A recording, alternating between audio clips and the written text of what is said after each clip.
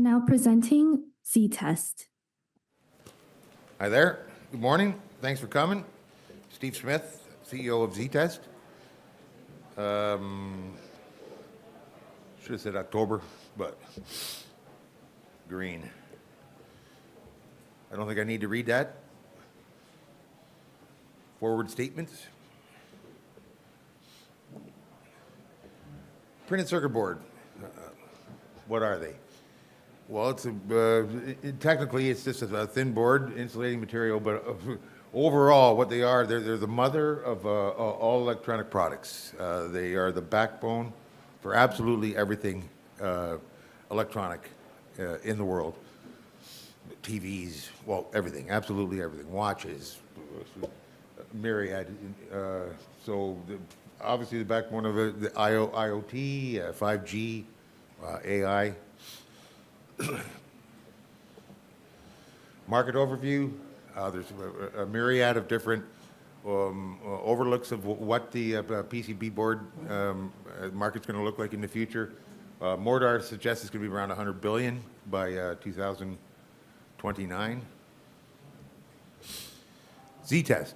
We, through our 100% owned sub out of North York, Permatech, that's what we own 100% of, we assemble printed circuit boards. We don't manufacture them, we assemble them.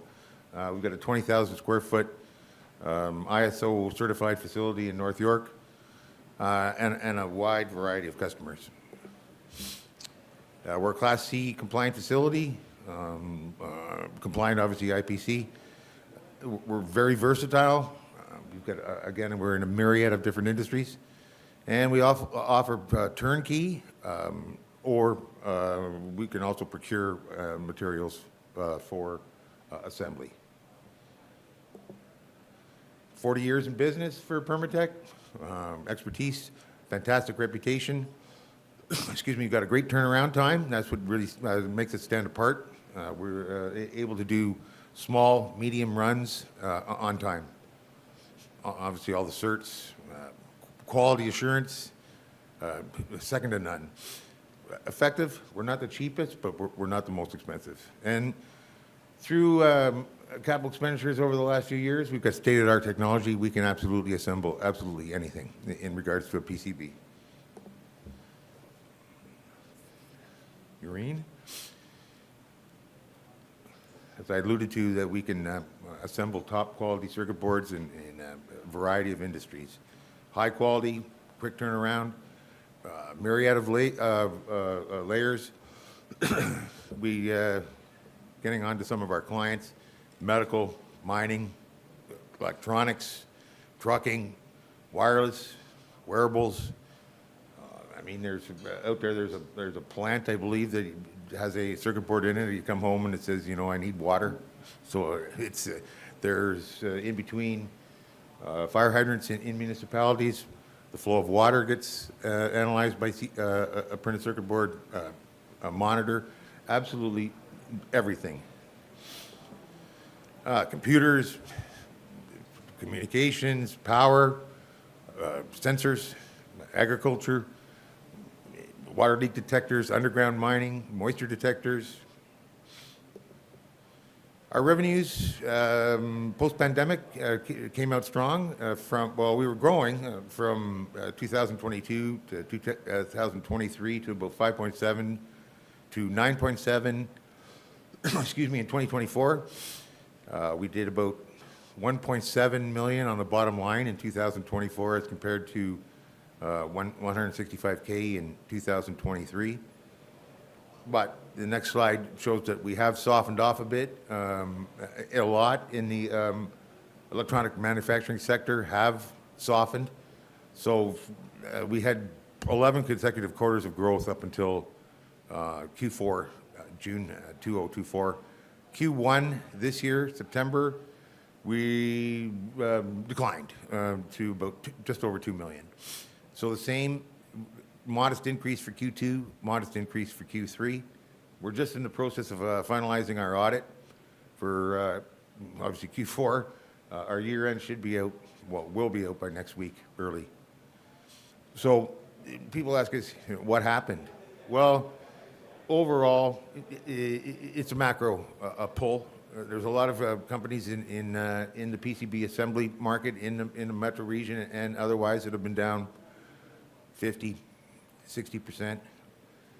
It's not so much of a constance, but we are only down 15%. And the one good thing about ZTEST is that we put a bottom line on every single month. That's the one thing that's gratifying, is that we don't lose money. Share structure, 36 million. Warrants, 2.5, but 2.37 of those at 30 cents due to expire. That was from a private placement of April 2024 at 25 cents. Those warrants are at 30. Some of them were exercised when we were about 45 cents last year. There's 219,000 broker warrants at a quarter. Those are getting exercised right now in dribs and drabs. So usually when B warrants get exercised, they get usually exercised and then sold, but it does add a little bit, a minor amount to the treasury. So that fully diluted is going to change, alter one way or another in the next month. I guess what our highlights are is we're very profitable. On 9 million, we did 1.7 on the bottom line. Our gross margins are over 40%. We've got significantly more cash than debt. We've got about $4 million in the bank, debt minimal. Very strong balance sheet. What that does is it empowers us for looking for M&A opportunities. Again, that's a forward-looking statement. But we are in the process of looking. At the moment, with some of the ones that we've done a little bit of due diligence on, they're just a little bit too dear at the moment. We'll see how that plays out over the next while. We've got Q3 generated $392 in operating cash flow. As I say, month after month, we're adding to the bottom line. And that's the one thing that's very gratifying right now. We've got a normal course issuer bid. We started that in April 2025.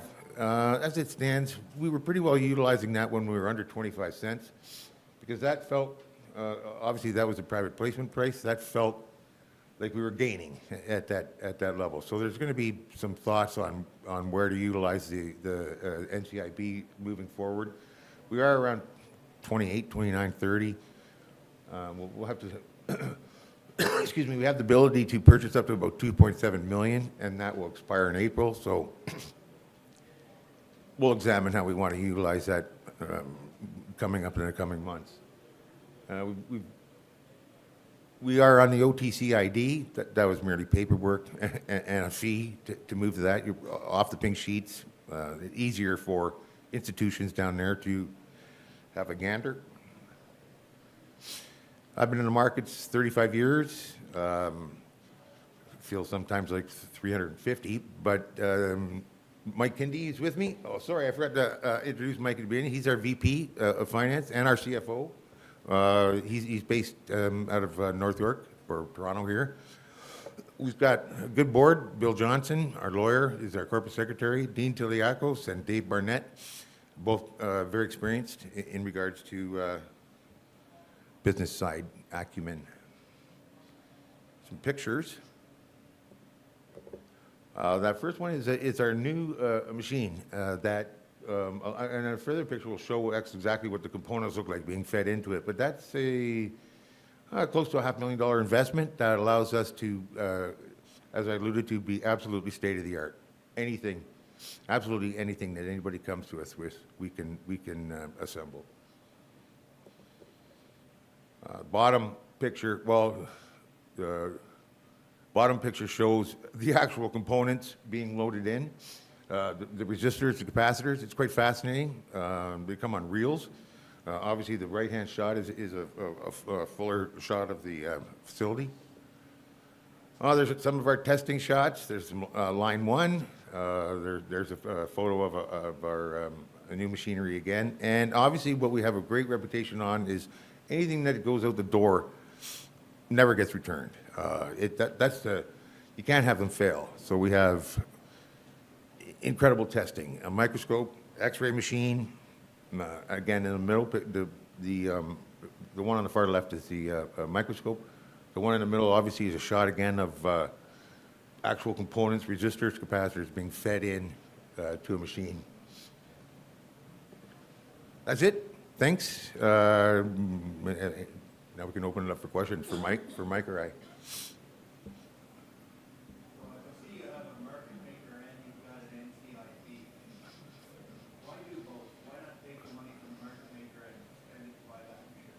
I agree with that comment, and that's, yeah. I guess what happened, the NCIB is integral, and that was a long-time friend of mine who's been involved in financing of this company going way back. So he said, all right, and so the NCIB, as the issuer bid, we didn't get charged any money. So when I asked, you know, can you try us for a couple of months as a market maker, semi-political decision to say yes on that, and so I think that's something that we're going to obviously. I think your point is very salient. That's the market makers probably run its course, but we'll determine that in the next coming weeks.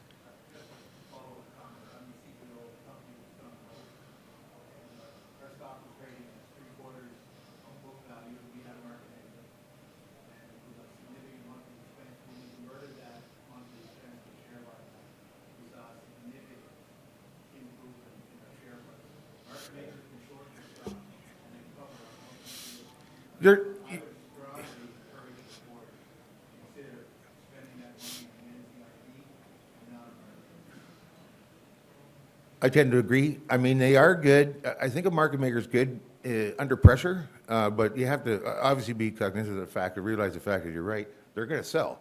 So, I mean, if we do have support, and it's funny, I talked to a lot of funds at the U.S., they're very interested in us because of the fact that we add cash to the bottom line consistently. So there are funds out of Dallas and Connecticut, New York, that are accumulated in a small way for them. We had some great meetings with some funds out in Vancouver recently. Talked to a lot of funds on the phone because we seem to attract their attention because of our cash flow. So if we allow the stock to, you know, find its own level without a market maker, I think if we do fill it with potential shareholders, that's probably better than up and down a penny at a time. So I agree with your comments. I concur. I concur with those comments. Yes?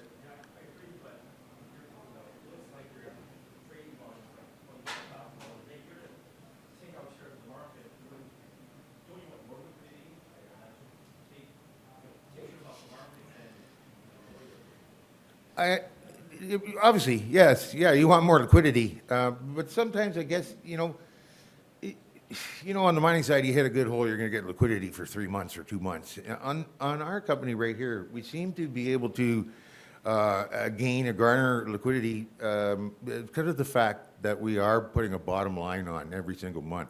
So does a market maker give you that much more liquidity? If you're doing, you know, 100,000, they can't do much more of a percentage of that per day anyway. So it's a determination. So I think the NCIB serves its effect probably better than inclusive of a market maker in the long run, philosophical wise, for the market, for the company. Yeah, you'd love to have liquidity. And usually liquidity is built on the back of performance, and that's what we want to obviously. Yes? Typically, it looks like you're spending 3% of the sales to end up maintaining state-of-art equipment. That's a reasonable guess as to what's the cost of keeping current. Capital expenditures, and would you have that off the top of your head, Mike? Or? So in terms of, we can talk about future capital expenditure. There's nothing planned. Our current lines have excess capacity, and the average lifespan of the machine is about 20 years. And can you compare cash flow to free cash flow? I'm sorry? Cash flow compared to free cash flow. Sorry. So we have not looked specifically at free cash flow at this stage, but there's not a significant difference between cash flow and free cash flow in our organization. Okay. So if I've got it right, you've got 11 million market cap, subtract 3.9 in cash, you've got a $7 million enterprise value. Compare that to the latest Q3 numbers of 0.319 million times 4, you do 1.2 million cash flow annualized on a sales run rate of roughly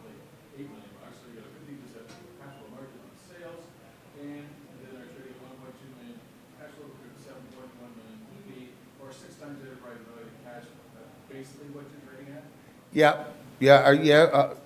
I agree with the EV numbers, yeah.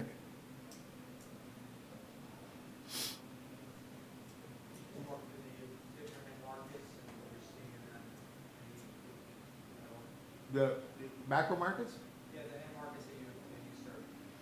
Well, actually, Mike and I were just talking about that. That is either a forward statement or something. We don't give guidance because it's almost impossible. But I guess, our order book is strong. Can I say what it is? No. But can I say, unscientifically, I can say that some of our customers who've slowed down over the last little while are coming to us and saying, hey, are you ready if we're going to come to you with this? Are you ready? Yes. Have we got purchase orders in hand?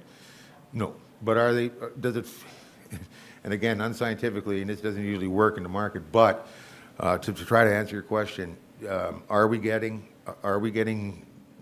signs that things are improving? Yes, we are. What are your primary customer end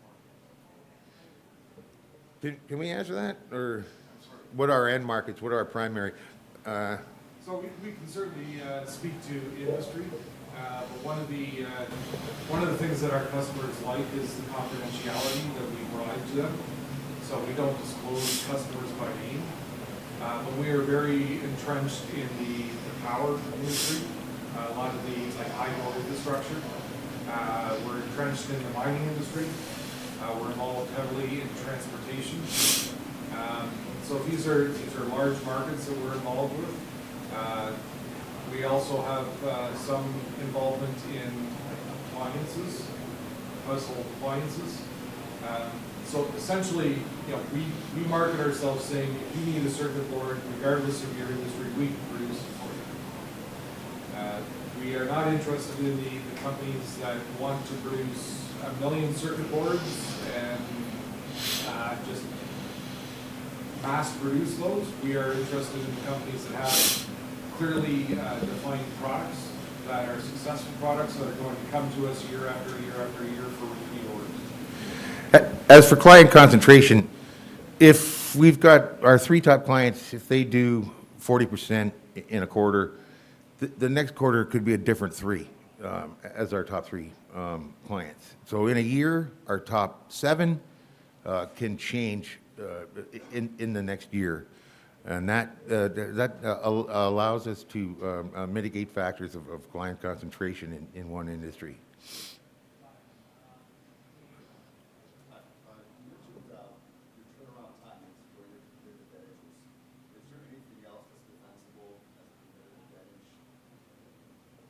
I guess our Q&A and the fact that, over 40 years, really barely absolutely nothing has come back.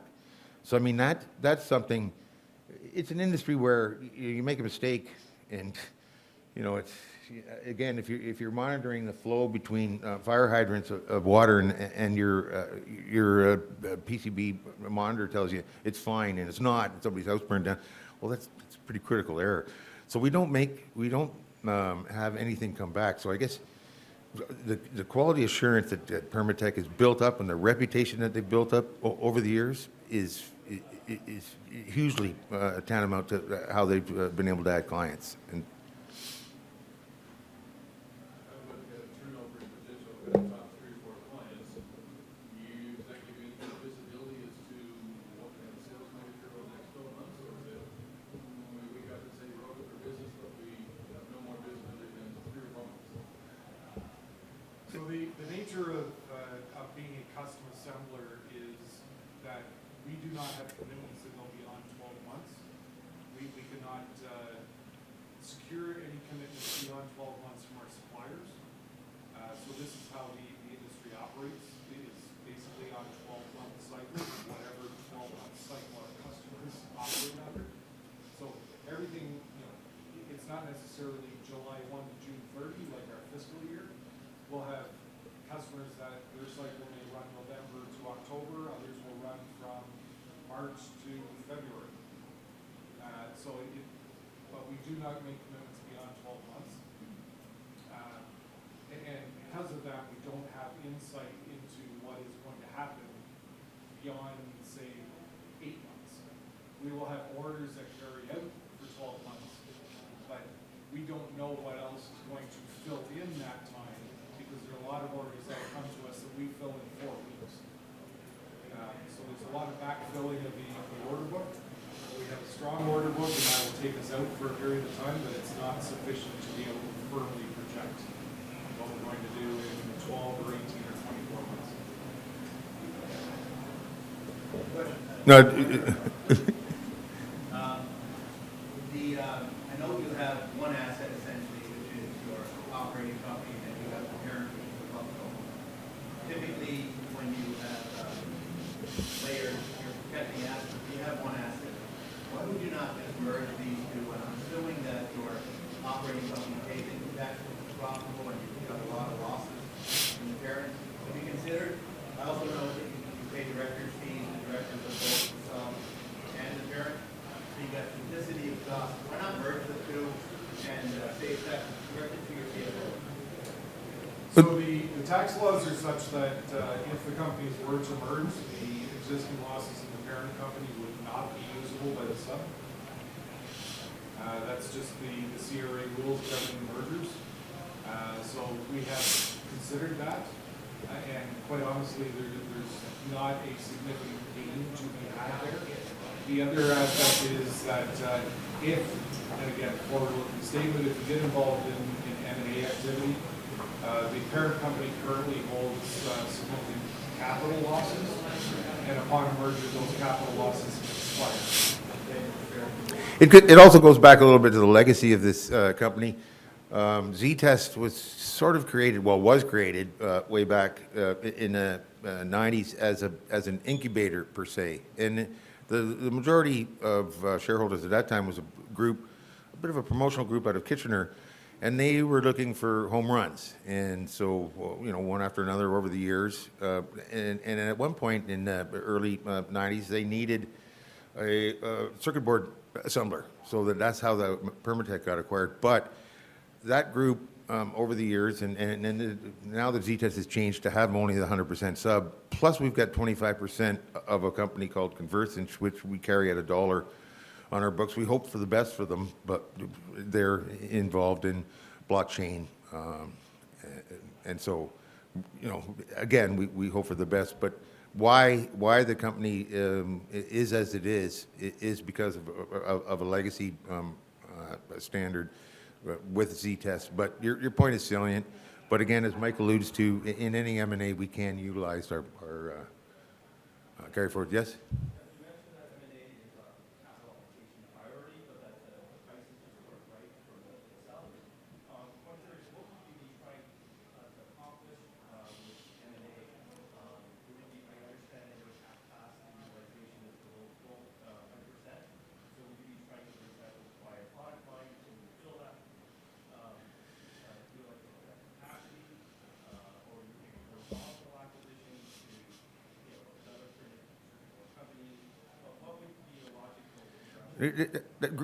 Great question. I think, number one, obviously, with economies of scale, it would be great to acquire a customer list, really.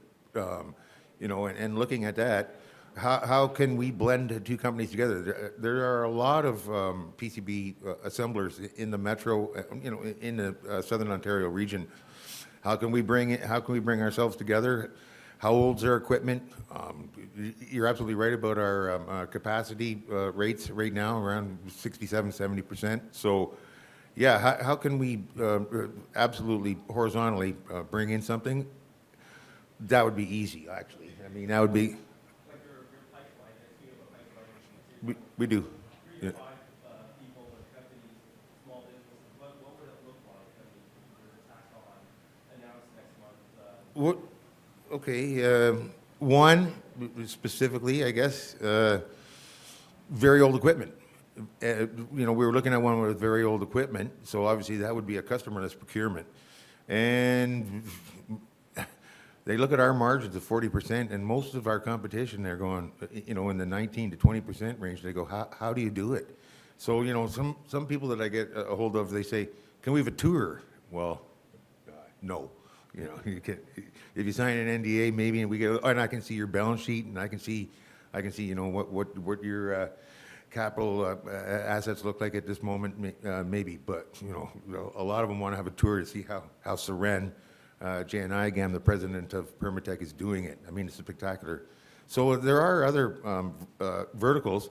We looked at a company which is a coatings company, because in some harsh environments, you have to coat a PCB underground, moisture. So that owner, she isn't willing as yet, but she said come back in a few years. And that's a very interesting vertical, because we ship our PCBs out to that facility. So, and then there's other ones. We've looked at design companies. That's is something that you could start up. That's the one thing that we don't offer is stem to stern. You know, a lot of PCB companies have aligned themselves with a design company. That's something that's very interesting. But we could start something like that ourselves. Obviously, you'd have to have 3 engineers, you know, and the capital cost of that is something that we're trying to determine. There are other avenues. I don't think we're going to step outside too much of our bandwidth in regards to looking for an M&A opportunity, though. Yes? Just a quick question. You referenced equipment lasting 20 years. For depreciation, are you depreciating your assets at over 20 years? We follow a declining balance basis. So the machinery, we went down, I believe, at 20% per year, so it's whatever that amounts to. So theoretically, it never goes to zero. Yeah. So it's not fixed over a 20-year lifetime. You know, so we obviously take the largest in the first couple of years that we own the machine. Thank you. That's it? Great. Thank you very much. Thanks for your time.